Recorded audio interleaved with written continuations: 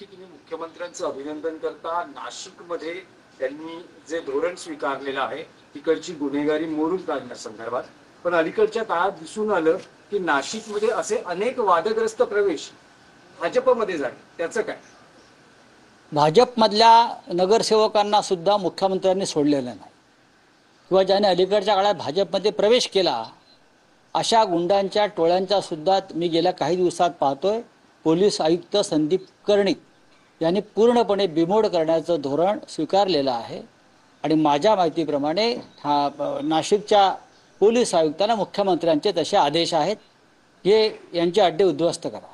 मग तो भारतीय जनता पक्षाचा आहे का, तो शिवसेनेचा आहे का, तो काँग्रेसचा आहे का, तो राष्ट्रवादीचा आहे का, जनतेला छळणारा आणि शहरात दरोडेखोरी करणाऱ्यांना दया माया दाखवू नका, हे जर धोरण असेल तर त्याचं स्वागत केलं पाहिजे. आणि नाशिकमध्ये मला तिकडले आयुक्त संदीप कर्णिक यांच्याकडून ती कारवाई होताना दिसते.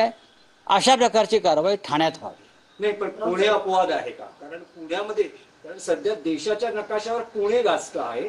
हायवे प्रकरण असेल, विविध गँग्स असतील, पुण्याचे प्रकरणामध्ये हायवे प्रकरणात सुद्धा रवींद्र धंगेकर काही धक्कादायक माहिती आजही पत्रकार परिषदेत समोर आणणार. त्याआधी त्यांच्या पक्षाकडून त्यांना समज दिली गेलेली आहे की महायुती दंगा नको, असे आदेश त्यांना. नाही बघा, पुणे हा एकेकाळी विद्येचं माहेरघर होतं, सांस्कृतिक शहर होतं. आज पुणे हे अजितदादा पवारांमुळे आणि नंतर भाजपमधल्या काही घटकांमुळे गुंडांचं माहेरघर झालेलं आहे.